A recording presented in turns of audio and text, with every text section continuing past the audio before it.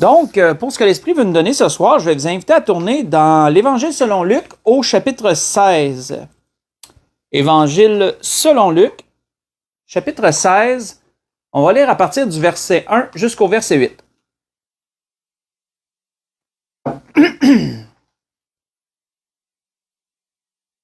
On va voir une parabole que le Seigneur a donnée à ses disciples.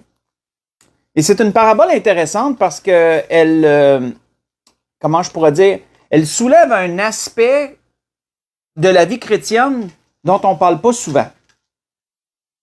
Mais par cette parabole, le Seigneur voulait vraiment attirer ses disciples vers un certain angle de la vie chrétienne. Et l'Esprit veut nous décortiquer ça ce soir. Alors le Seigneur dit aussi à ses disciples, un homme riche avait un économe qui lui fut dénoncé comme dissipant ses biens. Il l'appela et lui dit, « Qu'est-ce que j'entends dire de toi?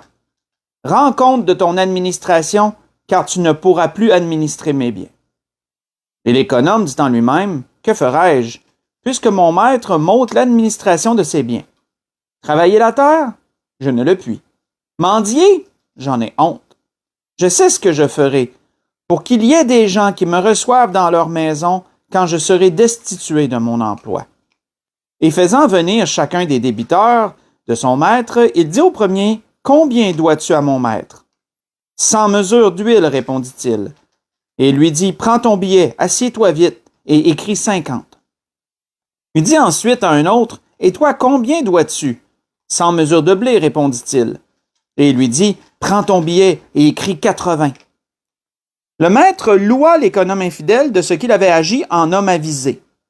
Car les enfants de ce siècle sont plus avisés à l'égard de leurs semblables que ne le sont les enfants de la lumière. On va arrêter ici. Donc voilà la parabole. Et prenons en considération certains aspects avant d'enchaîner. Prenons en considération certains points de la parabole pour mieux la comprendre. On voit premièrement qu'il nous est parlé d'un économe. Bien comprendre, c'est quoi un économe? Un économe, selon le dictionnaire, c'est une personne qui est chargée des dépenses d'un établissement quelconque. Moi, l'idée qui m'est venue en tête lorsque j'ai lu la définition du dictionnaire, j'ai pensé tout de suite à un trésorier dans les églises. Un trésorier peut être vu un peu comme un économe, parce que c'est lui qui gère les biens matériels de l'Église. C'est lui qui reçoit l'argent des membres et qui la gère, qui place cet argent à la banque, etc. S'il y a des dépenses, mais c'est souvent le trésorier, parfois, ça peut être d'autres parfois qui va faire une dépense, mais c'est toujours le trésorier qui gère ça en bout de ligne et qui va faire les budgets et tout. Donc, on peut voir un économe, un trésorier peut être un bon exemple d'économe. Donc, on voit ici un homme riche qui avait un économe parce que c'était pas lui-même qui gérait ses biens, il les faisait gérer par quelqu'un d'autre. L'économe en question. Et on voit qu'il nous est dit que qu'est-ce que faisait cet économe? La Bible nous dit, le Seigneur dit que cet économe dissipait les biens de son maître. Donc, encore là, un autre mot qui est important, le mot dissiper. Selon le dictionnaire, dissiper veut dire dépenser follement, inutilement. Donc, autrement dit, cet économe faisait des dépenses absurdes, qui étaient inutiles. Soit qu'il payait des choses peut-être beaucoup plus chères qu'il aurait dû les payer, peut-être qu'il négociait pas ses prix. Là, on extrapole un peu, là, comprenez? Peut-être qu'il négociait pas ses prix ou il cherchait pas à avoir le meilleur prix. Premier prix qui arrivait, tiens, on achète.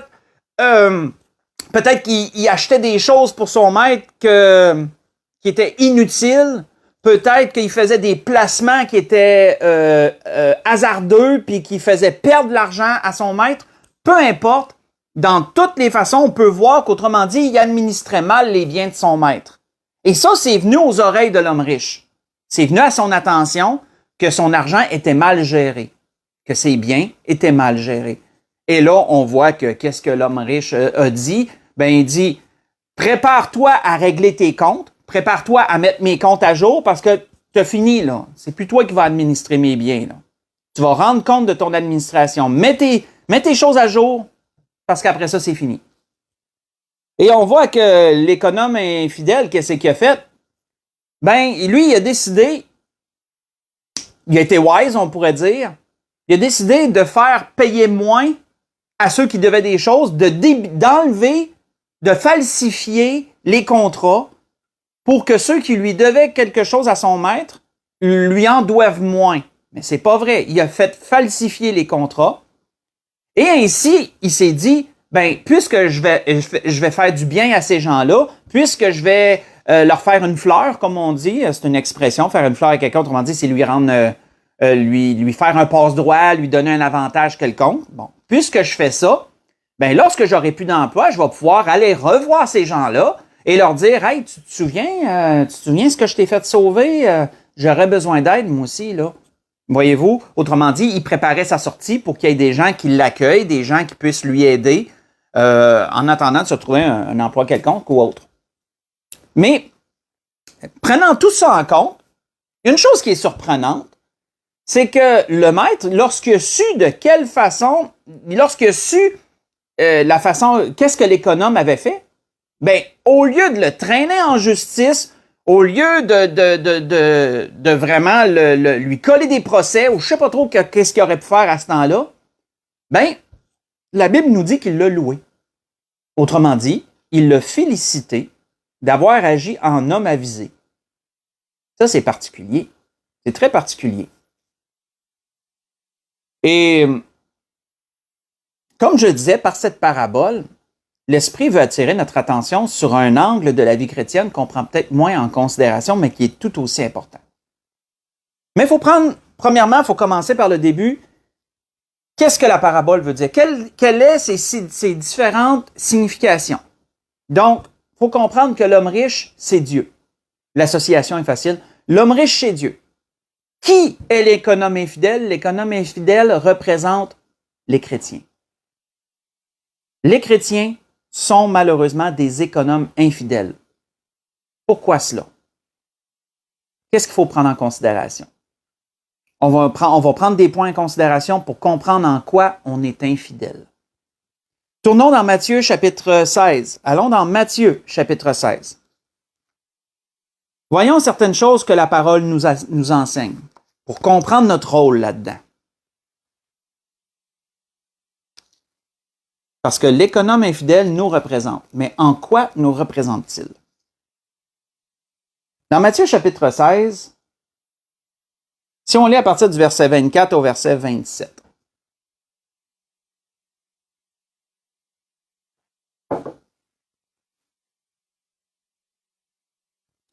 Il dit, Matthieu chapitre 16, à partir du verset 24 au verset 27, il dit, alors Jésus dit à ses disciples, si quelqu'un veut venir après moi, qu'il renonce à lui-même, qu'il se charge de sa croix et qu'il me suive. Car celui qui voudra sauver sa vie la perdra, mais celui qui la perdra à cause de moi la trouvera. Et que servirait-il à un homme de gagner tout le monde s'il perdait son âme? Ou que donnerait un homme en échange de son âme? Car le Fils de l'homme doit venir dans sa gloire, dans la gloire de son Père avec ses anges, et alors il rendra à chacun selon ses œuvres. On va arrêter ici. Et alors il rendra à chacun selon ses œuvres. Accepter Jésus comme notre Sauveur et Seigneur, qui est la première étape. Il faut premièrement régler la question de notre âme vis-à-vis de Dieu. C'est la première chose que l'homme doit régler avec Dieu, c'est le salut de son âme. Dieu a pourvu au remède, Dieu a pourvu aux moyens, accessibles à tous. Donc, c'est cette première question-là que l'homme doit régler avec Dieu. Accepter Jésus comme son Sauveur et Seigneur. Mais en acceptant Jésus comme son Sauveur et Seigneur, qu'est-ce que l'homme reconnaît? L'homme reconnaît que sa propre vie ne lui appartient pas. C'est la première chose que l'homme va reconnaître. À travers ce geste, cette acceptation-là, qui doit être premièrement faite du cœur et non seulement des lèvres, bien sûr, parce que sinon ça ne sert à rien, on reconnaît que notre vie ne nous appartient pas. Notre vie, notre souffle appartient à Dieu. Et tout ce qui va découler de notre vie, nous allons devoir en rendre des comptes. On voit que la parole nous dit, Moïse disait au peuple, et là je vais vous citer une ou deux choses, faites juste écouter. Voici à l'Éternel ton Dieu appartiennent les cieux et les cieux des cieux, la terre et tout ce qu'elle renferme. Vous voyez ça dans Deutéronome 10, verset 14. Deutéronome 10, verset 14. Le prophète Agé, lui, dira au peuple, l'argent est à moi. Là, il parlait de la part de Dieu. C'est Dieu qui parle. L'argent est à moi et l'or est à moi, dit l'Éternel des armées. Agé, chapitre 2, verset 8. Salomon, dans sa sagesse, pousse la réflexion jusqu'à dire ceci. Voici ce que j'ai vu. C'est pour l'homme une chose bonne et belle que de manger et de boire et de jouir du bien-être au milieu de tout le travail qu'il fait sous le soleil, pendant le nombre des jours de sa vie que Dieu lui a donné, car c'est là sa part.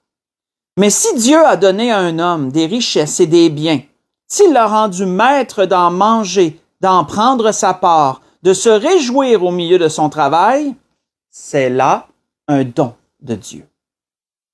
Vous voyez ça dans l'Ecclésiaste chapitre 5, j'ai lu verset 17 et le verset 18. Verset 17 et le verset 18. Ce qu'il nous faut reconnaître, frères et sœurs, c'est que notre vie ne nous appartient pas, mais aussi tout le reste, tout ce qui concerne la vie ne nous appartient pas. Notre souffle ne nous appartient pas, notre temps ne nous appartient pas, nos biens ne nous appartiennent pas, notre argent ne nous appartient pas. Tout à la base appartient à Dieu. Il est l'homme riche. Il est celui qui possède tout. Nous sommes des économes qu'il a placés sur cette terre pour gérer ses biens, pour gérer toutes ces choses qu'il nous a permis de prendre part, auxquelles il nous a permis de prendre part. Pourquoi sommes-nous des économes infidèles? Parce que personne ici-bas peut affirmer qu'il gère parfaitement bien toutes les choses que Dieu lui a remis entre les mains. Est-ce que quelqu'un peut dire qu'il gère parfaitement sa vie selon Dieu, puis que tout est fait pour Dieu dans sa propre vie? À ma honte, je peux pas affirmer ça. Même moi, je peux pas l'affirmer. Si quelqu'un est capable de l'affirmer, je le félicite. Est-ce que quelqu'un peut dire que tous ses biens sont mis au service de Dieu et gérés selon Dieu? Est-ce que quelqu'un peut dire que son argent est bien géré selon Dieu et mis à profit pour Dieu et son œuvre? Dans toutes ces choses, frères et sœurs, je crois qu'on a des lacunes. Je crois qu'on ne gère pas parfaitement bien tout ce que Dieu met entre nos mains.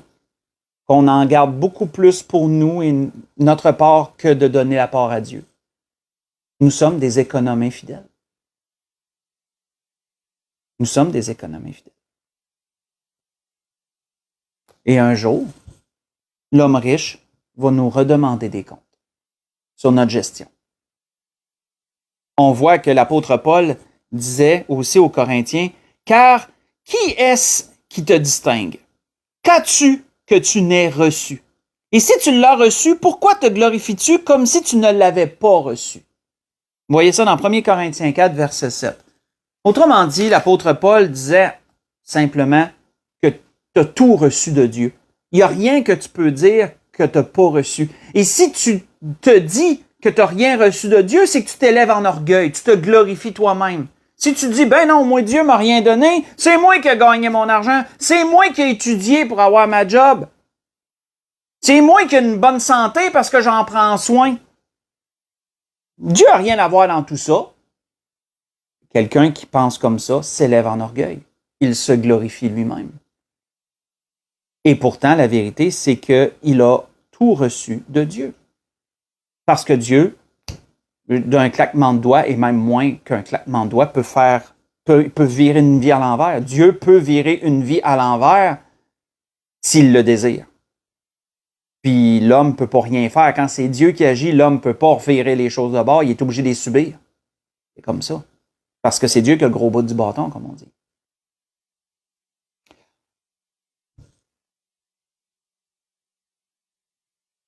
Donc la question, frères et sœurs, un peu comme cet économe infidèle qu'on a vu en introduction, la question, c'est comment gérons-nous les biens que Dieu nous a prêtés? Comment pourrons-nous rendre compte de notre administration? Comment devrions-nous agir envers toutes ces choses dont nous avons part dans cette vie? Tournons dans Matthieu 25. Matthieu 25, allons voir ce qui est dit dans une autre parabole. Matthieu chapitre 25.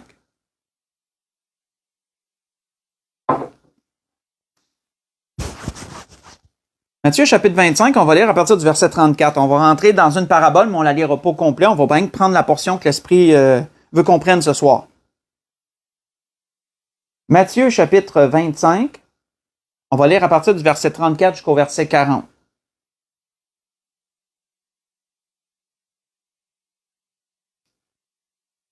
On voit qu'il nous est dit, « Alors, le roi dira à ceux qui seront à sa droite, « Venez, vous tous qui êtes bénis de mon Père. Prenez possession du royaume qui vous a été préparé dès la fondation du monde. Car, excusez-moi, j'ai eu faim, et vous m'avez donné à manger. J'ai eu soif, et vous m'avez donné à boire. J'étais étranger, et vous m'avez recueilli. J'étais nu, et vous m'avez vêtu. J'étais malade et vous m'avez rendu visite. J'étais en prison et vous êtes venus vers moi. Et les justes lui répondront, Seigneur, quand avons-nous vu avoir faim? Où t'avons-nous donné à manger?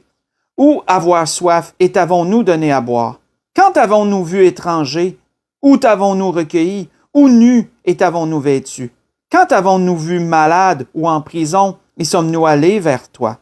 Et le roi leur répondra, je vous le dis en vérité, toutes les fois que vous avez fait ces choses à l'un de ces plus petits de mes frères, c'est à moi que vous les avez faites. On va arrêter ici. Donc, frères et sœurs, qu'est-ce que ça nous dit, ça, ce commentaire du Seigneur? C'est qu'il est indéniable qu'une fois qu'on a accepté Jésus comme notre Sauveur et Seigneur, nos œuvres envers autrui vont avoir des répercussions dans notre éternité.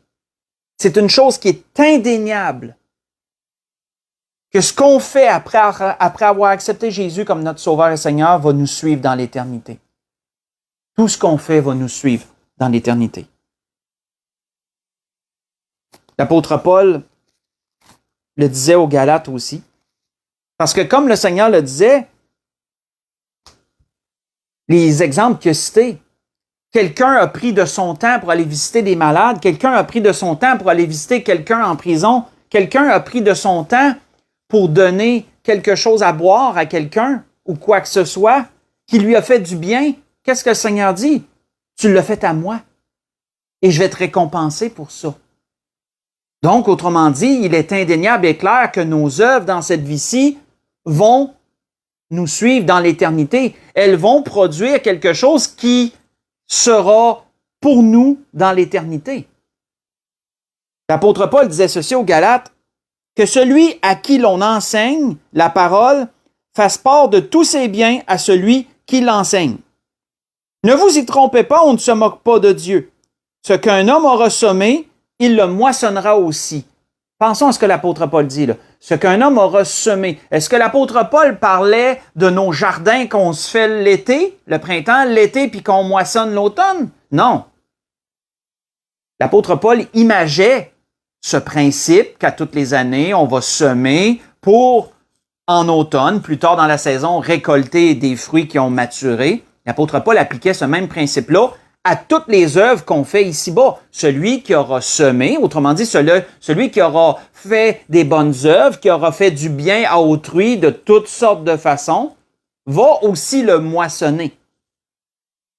Celui qui sème pour sa chair moissonnera de la chair la corruption, mais celui qui sème pour l'esprit moissonnera de l'esprit la vie éternelle.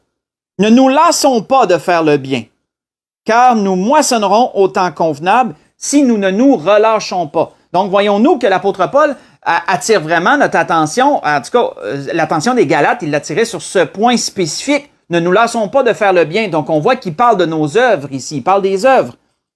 Parce que nous allons moissonner au temps convenable. Il y a un temps pour moissonner.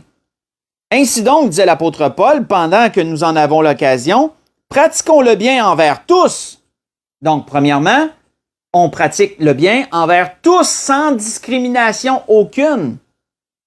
Homme, femme, pauvre, riche, celui qui est sur notre chemin. On fait du bien à ceux à qui on peut faire du bien, ceux qui sont à notre portée, de toutes sortes de façons. Mais l'apôtre Paul ajoute une note que je trouve très spéciale et très importante. Surtout, dit-il, envers les frères en la foi. Ce que je viens de vous lire, c'est dans Galates 6. J'ai lu à partir du verset 6 jusqu'au verset 10. Surtout envers les frères dans la foi. Qu'autrement dit, il y a davantage d'importance et de récompense de faire du bien à nos frères et nos sœurs dans le Seigneur.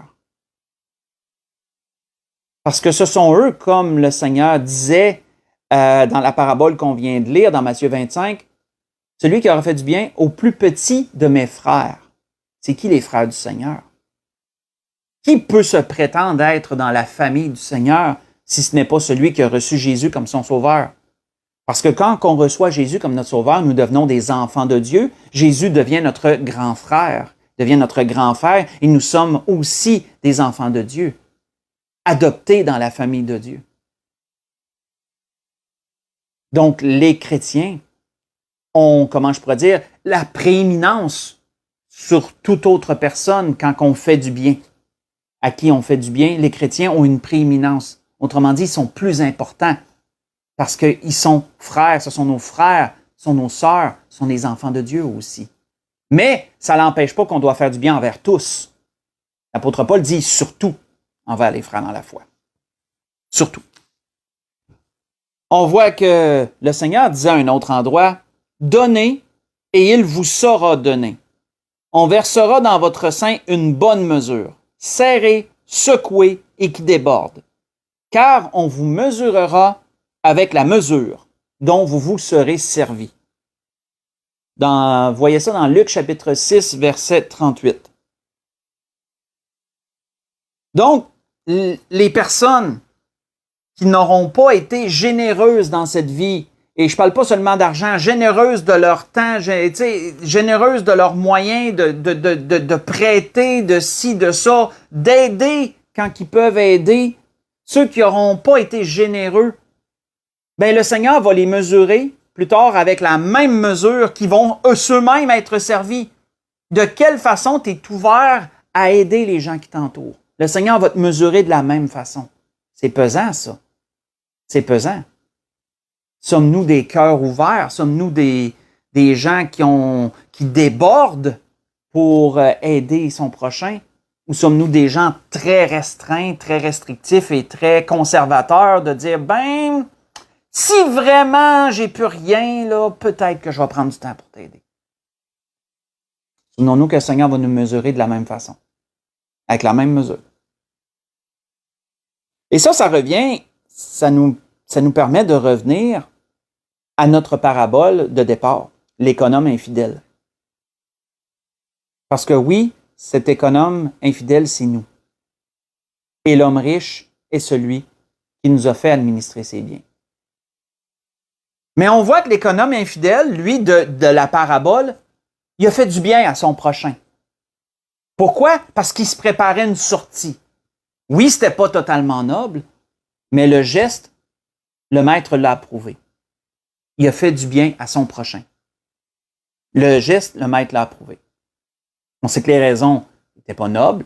L'économe infidèle ne faisait pas ça pour simplement faire du bien. Il faisait ça parce qu'il allait se préparer une sortie, il allait se préparer des gens qui allaient l'aider, il allait être redevable, il se préparait des gens qui allaient lui être redevables et donc ça pourrait lui profiter. Mais son geste a été quand même sage, que le Seigneur a noté. Et le Seigneur a dit quelque chose qui est, comment je pourrais dire, qui est triste pour les chrétiens. Le Seigneur a dit quelque chose que je trouve très triste pour les chrétiens, qui fait que les chrétiens devraient méditer sur ça. Et pourquoi je dis les chrétiens? Faites juste écouter, je vous relis le verset, le dernier verset, le verset 8 de la parabole. Car les enfants de ce siècle, c'est qui les enfants de ce siècle? C'est les païens, les gens qui n'ont pas le Seigneur dans leur vie, ou comme sauveur, on va dire. Les enfants de ce siècle sont plus avisés à l'égard de leurs semblables que les enfants de la lumière. C'est qui les enfants de la lumière? C'est les chrétiens, ça. Ça, c'est les gens qui ont reçu Jésus comme sauveur. Ce sont eux qui sont qualifiés des enfants de lumière. Mais le Seigneur termine sa parabole en disant que les païens ont plus ce principe d'aller aider leur prochain que les chrétiens. C'est ça. Pourtant, en tant qu'enfant de Dieu, on devrait être les premiers en ayant reçu la grâce et l'amour de Dieu. On devrait être les gens qui ont la plus grande conscience d'aider leur prochain. Pourquoi c'est pas le cas? Parce qu'on sait que si le Seigneur le dit, il n'y a aucune parole qui tombe à terre. Quand c'est le Seigneur qui la prononce, il faut la prendre au sérieux. Il n'y a aucune parole que le Seigneur prononce de dire, bah, pas quand c'est, non. Pas quand c'est dans la Bible, mais surtout pas quand c'est le Seigneur qui le dit lui-même. Parce que le Seigneur n'est que vérité. Donc, s'il dit ça, il y a quelque chose là, en arrière de ça. Pourquoi est-ce que les chrétiens doivent méditer sur ce principe? Ben, c'est parce qu'il y a une tendance. Il y a quelque chose qui, je ne dis pas tout le monde, je généralise, là, parce que chacun a à se juger personnellement par rapport à ça, devant Dieu. Mais qu'est-ce qui se passe dans la tête de certains chrétiens pour que les paroles du Seigneur soient vraies? Allons voir ça dans Jacques. Il faut sortir des évangiles, aller dans Jacques. Allons dans Jacques au chapitre 2, parce que Jacques, il met le doigt dessus. Jacques met le doigt dessus, lui. Dans Jacques chapitre 2, on va lire du verset 14 au verset 17. Et vous allez voir que Jacques met le doigt dessus. Qu'est-ce qui se passe dans la mécanique psychologique, dans la psyché là, de plusieurs chrétiens en rapport avec leur prochain? Qu'est-ce qui se passe?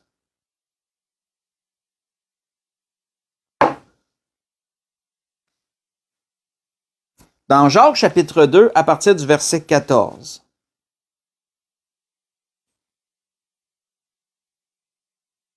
Jacques, il parle de la foi. Il parle de la foi puis des œuvres. Et il dit, mes frères, que sert-il à quelqu'un de dire qu'il a la foi s'il n'a pas les œuvres? Cette foi peut-elle le sauver? Si un frère ou une sœur sont nus et manquent de la nourriture de chaque jour, et que l'un d'entre vous leur dise, allez en paix, chauffez-vous et rassasiez-vous, et que vous ne leur donniez pas ce qui est nécessaire au corps, à quoi cela sert-il? Il en est ainsi de la foi. Si elle n'a pas les œuvres, elle est morte en elle-même. On va arrêter ici. Pourquoi? Parce que Jacques met exactement le doigt sur le problème, frère et sœur. Ce qui arrive, parce que dans cette histoire ici que Jacques nous raconte, il nous parle d'un exemple. Il dit, imaginez qu'il y a des gens dans le besoin. Même des frères en plus, qui plus est. Puis que vous le sachiez, là, vous le savez. Et ces gens-là ne peuvent pas le cacher. Parce qu'on sait que le Seigneur, quand on a des besoins, ben personne ne veut le crier sur les toits. Hein. C'est normal, on ne veut pas être à charge de personne. On va pas commencer à quêter les gens. Donc, souvent, on va s'arranger secrètement avec nos petits problèmes, puis on ne voudra pas trop les ébruiter. C'est normal. C'est normal. Le Seigneur l'enseigne à propos du jeûne, hein, dans Matthieu 6 ou dans ces débuts-là. Le Seigneur dit parfume ta tête. Hein, parfume ta tête, puis quand tu jeûnes, parfume ta tête. Autrement dit, fais pas voir que tu vis quelque chose de difficile. Et ça ne veut pas dire que c'est mal non plus de pleurer quand il faut pleurer, etc. En tout cas, là, je m'égare, là, je m'écarte, là. Mais je veux dire par là qu'on essaye, on ne crie pas ses doigts quand on a de la misère. Mais ça arrive des fois qu'on peut le savoir. On peut savoir que quelqu'un est dans la misère, que quelqu'un est dans un besoin quelconque. Puis que là, Jacques donne l'exemple, mais si tu sais que quelqu'un manque des biens de chaque jour, autrement dit, qu'ils ont de la misère à se loger, à se nourrir, ils ont de la misère à s'habiller, puis que toi, tu le sais, puis tu leur dis, ben, je vais prier pour vous autres. Je vais prier pour vous autres, puis allez en paix, là. Vous allez trouver, le Seigneur va pourvoir. Mais c'est ça qui arrive, frères et sœurs, dans la tête de plusieurs chrétiens. Plusieurs chrétiens se disent que c'est la responsabilité de Dieu de pourvoir, mais pas la sienne. Oui, pas la sienne. Quelqu'un d'autre va le faire. Dieu va pourvoir. Mais moi, je n'ai pas besoin de m'en mêler. Je n'ai pas besoin d'aider. C'est malheureusement ça qui se passe dans la tête de plusieurs chrétiens. On jette notre responsabilité sur Dieu, on jette notre responsabilité sur quelqu'un d'autre, puis on se dit non, moi, pas le temps, pas capable, pas les moyens, etc. On peut se donner toutes sortes d'excuses, on est bon pour ça. Mais Jacques dit non. Cette foi-là, sans les œuvres, elle est morte. Ça revient exactement, frères et sœurs, à ce que le Seigneur disait. En tant que chrétiens, nous devons prendre notre responsabilité. Lorsqu'on est au courant, on ne peut pas demander à Dieu, parce que pourquoi qu'on ne peut pas demander à Dieu de pourvoir à leurs besoins? Parce que Dieu va pourvoir à travers toi à leurs besoins. Dieu t'a placé sur la route de la personne pour l'aider. Donc, comment toi peux-tu dire, « Oh non, tiens Dieu, je te donne ça, puis tu vas pourvoir pour eux autres. » Non, Dieu veut le faire à travers toi. Dieu veut pourvoir à travers toi. Oh! On voit que l'apôtre Paul disait aux Corinthiens, parole qui est très pertinente. L'apôtre Paul disait, « La bonne volonté, quand elle existe, elle est agréable en raison de ce qu'elle peut avoir en sa disposition, et non de ce qu'elle n'a pas. » 2 Corinthiens 8, verset 12. Pourquoi? Parce que trop souvent, on va fonctionner avec des « si j'avais ». Si j'avais plus d'argent, je faisais ci, je ferais ça. Combien j'en ai entendu de fois, moi, mettons, à propos de l'Église, qui « Ah, si j'avais de l'argent, là, j'achèterais, je sais pas, telle affaire pour l'Église. Si j'avais de l'argent, là, je ferais telle œuvre pour le Seigneur. » Et si j'avais, ça donne rien, ça l'avance à rien. Il n'y a rien qui se passe en bout de ligne. Parce que c'est hypothétique. C'est hypothétique. Qu'est-ce que l'apôtre Paul disait? Si tu as la bonne volonté, là, elle existe en raison de ce que tu as en ta disposition. Parfois, ça va être peu.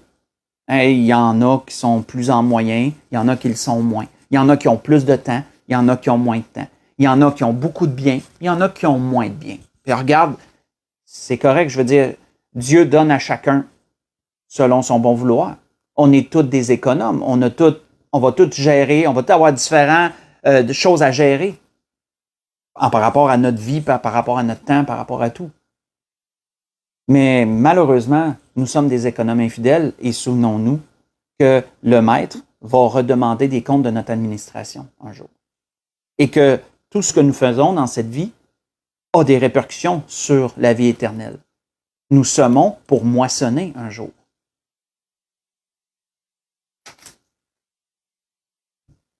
On voit que, avant de s'en aller à la conclusion, le Seigneur avait dit ceci aussi.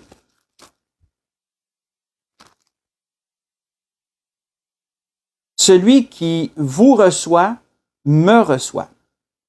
Et celui qui me reçoit, reçoit celui qui m'a envoyé. Parce que tout est lié. J'avais déjà prêché quelque chose, là, un certain temps, à propos de ce qui est indissociable. Dieu et Jésus et Dieu sont indissociables, tu ne peux pas les séparer.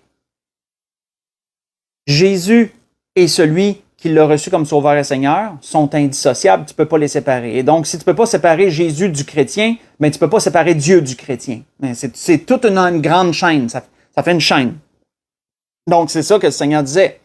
Celui qui vous reçoit, si quelqu'un vous fait du bien, ben, il me le fait. Ça rejoint ce qu'on a vu dans Matthieu 25. Ça rejoint, c'est la même chose. C'est la même chose. Et donc, le Seigneur allait plus loin en disant, celui qui vous reçoit, il reçoit celui qui m'a envoyé. Donc, il fait même du bien à Dieu, autrement dit, en bout de ligne, par lien. Celui qui reçoit un prophète en qualité de prophète recevra une récompense de prophète. Donc, si on a de la considération pour les hommes de Dieu, ben, il y a une récompense encore plus grande qui vient avec ça. Parce que les prophètes étaient des hommes envoyés par Dieu pour parler de la part de Dieu. On voit que celui qui reçoit un juste, en qualité de juste, recevra une récompense de juste. Et quiconque donnera seulement un verre d'eau froide à l'un de ses plus petits parce qu'il est mon disciple, je vous le dis en vérité, il ne perdra point sa récompense.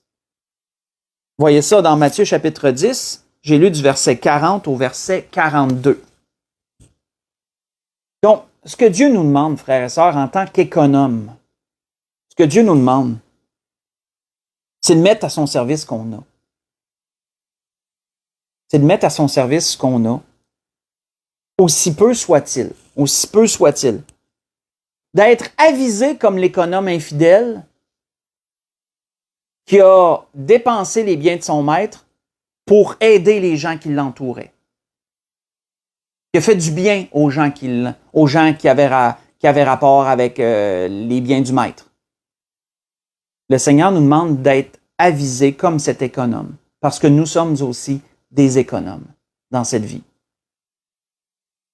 Et c'était ce que l'Esprit voulait nous rappeler ce soir. C'est un angle de la vie chrétienne qu'on prend moins en considération, mais qui est là et qui va nous impacter. Qui va nous impacter. Puis on a vu beaucoup de versets qui entourent ce fait-là.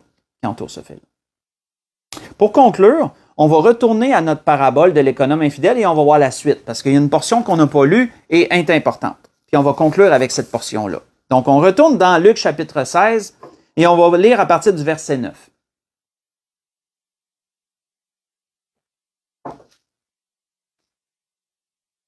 Et vous allez voir que la conclusion, on pourrait dire, vraiment englobe, a fait un lien à l'encercle tout ce qu'on a vu. On pourrait dire qu'elle fait un peu comme un résumé de tout ce qu'on a vu. Elle englobe tout ce qu'on a vu.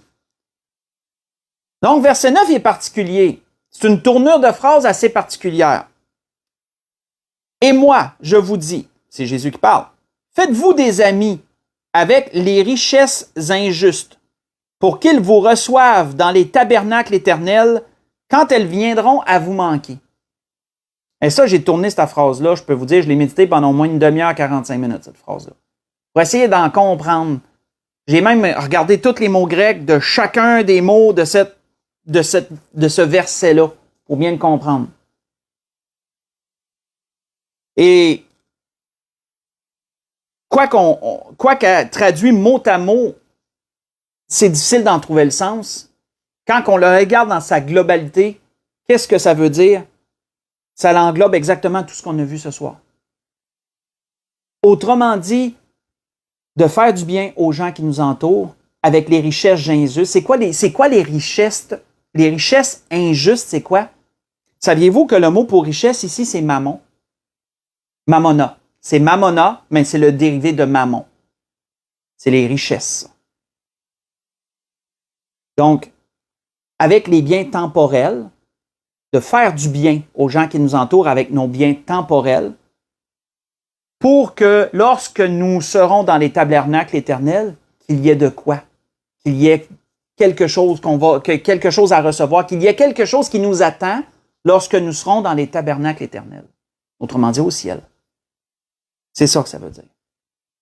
Ce que nous faisons ici-bas, nos actions vont amener une récompense éternelle, vont amener un héritage éternel. Il va y avoir quelque chose en haut. Et c'est, même si cette tournure-là est spéciale, c'est ça que ça veut dire. Vous pouvez faire un lien, si vous voulez le lire pendant la semaine, dans Matthieu 19, verset 21. Vous allez vous y retrouver. Matthieu 19, verset 21, si vous voulez le lire pendant la semaine. Et également 1 Timothée 6, verset 19. Vous allez voir que ça englobe bien le verset 9 ici. Donc, la suite nous dit, « Celui qui est fidèle dans les moindres choses l'est aussi dans les grandes. Et celui qui est injuste dans les moindres choses l'est aussi dans les grandes. Si donc vous n'avez pas été fidèle dans les richesses injustes, qui vous confiera les véritables? » Encore là, ici, il faut décoder. C'est quoi les moindres choses? Les moindres choses, ce sont les biens temporels. Ça, c'est les moindres choses. Tout comme les richesses injustes, ce sont les biens temporels aussi. Richesses injustes, moindres choses, c'est la même chose. Ce sont les biens temporels, les biens matériels présents. Tout ce qu'on possède, là, ce sont les moindres choses. Donc, si on est fidèle, ça veut dire quoi? C'est de la façon qu'on les traite, c'est de la façon qu'on les utilise. Être fidèle envers qui? Fidèle envers Dieu. Si tu es fidèle dans les moindres choses, c'est quoi les véritables? Les véritables, c'est ce qui est céleste. c'est ce qui est vrai. Ici, c'est temporel, hein? Ce qui est céleste est véritable. Donc, si tu es fidèle dans les moindres choses, ben, tu vas recevoir les véritables. Mais si tu es infidèle dans les moindres choses et dans les richesses injustes, qui va te confier les véritables? On voit que le verset 12 le dit. Et si vous n'avez pas été fidèle dans ce qui est à autrui, pourquoi à autrui? Refaites le lien avec ce qu'on a vu au début. Ça ne nous appartient pas. Notre souffle ne nous appartient pas. Notre vie ne nous appartient pas. Nos biens ne nous appartiennent pas. Notre argent ne nous appartient pas. Tout appartient à Dieu. C'est à autrui. À autrui, ça veut dire à quelqu'un d'autre. C'est pas à toi. Donc, si vous n'avez pas été fidèle dans ce qui est à autrui, qui vous donnera ce qui est à vous? Parce que ce qu'on va récolter dans la vie éternelle, ça va être à nous, ça. Les trésors des cieux. Comme le Seigneur le disait, faites-vous un trésor là où la teigne et la rouille ne peuvent détruire et où les voleurs ne peuvent percer ni dérober. Ça va être à nous. Ça va nous appartenir, ça. Mais ce qui est présent est à autrui. Ce qui est présentement est à autrui. Comme je le dis, peut-être plusieurs vont dire, ben oui, mais c'est moi qui ai gagné ça. C'est moi qui ai travaillé fort. J'ai travaillé à la sueur de mon front pour l'avoir. C'est moi qui a investi des heures. C'est moi qui ai travaillé. C'est moi qui ai étudié. C'est moi qui ai fait ci. C'est moi qui ai fait ça. Oui, mais c'est qui en bout de ligne qui t'a donné la vie? Qui t'a permis d'avoir la santé? Qui a donné la température pour que tu puisses, qui a pourvu la température pour que tu puisses faire ce que tu as fait? En bout de ligne, on peut tout ramener à Dieu en bout de ligne. Tout y appartient. C'est à lui. Verset 13, « Nul serviteur ne peut servir deux maîtres, car ou il haïra un et aimera l'autre, ou il s'attachera à l'un et méprisera l'autre. Vous ne pouvez servir Dieu et Mammon. » Donc, c'était ce que l'Esprit voulait nous dire ce soir. Souvenons-nous que cette parabole nous concerne. Nous sommes des économes infidèles. Mais comment allons-nous gérer? Comment allons-nous gérer les biens de notre maître, de celui qui est riche et à qui tout appartient? Comment allons-nous agir envers autrui? Allons-nous être avisés comme cet économe infidèle? Ou allons-nous seulement agir pour nous-mêmes, pour notre propre bien, notre propre chair, notre propre satisfaction? Souvenons-nous ce que l'apôtre Paul disait aux Galates, que celui qui sème pour la chair va moissonner de la chair la corruption. Autrement dit, il va tout perdre. Tout va se corrompre, tout va se dissoudre parce que c'est temporel. Mais celui qui moissonne pour l'esprit va récolter la vie éternelle. Et c'est la grâce que je nous souhaite à tous, bien sûr à moi-même aussi. Soyons, frères et sœurs, avisés comme cet économe. Et soyons, frères et sœurs, ne soyons pas dans la mentalité de donner notre responsabilité à Dieu comme Jacques le soulevait à travers cette histoire. Oui, on va prier pour les gens. Si on n'a pas aucun accès, si ces gens-là habitent en dehors de notre portée, on ne peut pas aller les visiter. Si c'est pas des gens, même pas, si on les connaît pas, ces gens-là, si c'est pas quelqu'un avec qui on peut interagir, c'est normal qu'on va dire, ben oui, je vais prier pour toi. Prier pour lui, bien sûr, faites pas juste le dire. Mais si c'est dans ta portée, si c'est une personne que tu peux faire un voyage en auto, que tu peux aller visiter, si c'est une personne que tu peux dire, tiens, je vais te donner un petit peu d'argent pour t'aider, ou je vais te cuisiner quelque chose, tiens, je vais te cuisiner un plat, je sais pas, là, je lance des affaires comme ça, là. Si c'est à votre portée, n'allez pas mettre la responsabilité sur Dieu. C'est votre responsabilité parce que c'est à travers vous que Dieu va aider cette personne-là. Donc, en tant que chrétiens, prenons garde à ça. Et c'est pour ça que les païens sont plus avisés que nous là-dessus. Parce que puisqu'ils n'ont pas Dieu dans leur vie, ils n'iront pas jeter la responsabilité sur Dieu, ils vont agir eux-mêmes envers autrui. Et c'est ça qu'on doit faire aussi. C'était ce que l'Esprit voulait nous dire. Donc, je voudrais souhaiter à tous et à toutes une belle fin de soirée. Que le Seigneur vous bénisse, qu'il vous dirige en toutes choses, en tous vos besoins. Et pour l'Église de l'Espérance, on va se dire à dimanche. Soyez bénis, je vous aime. Soyez bénis tout le monde.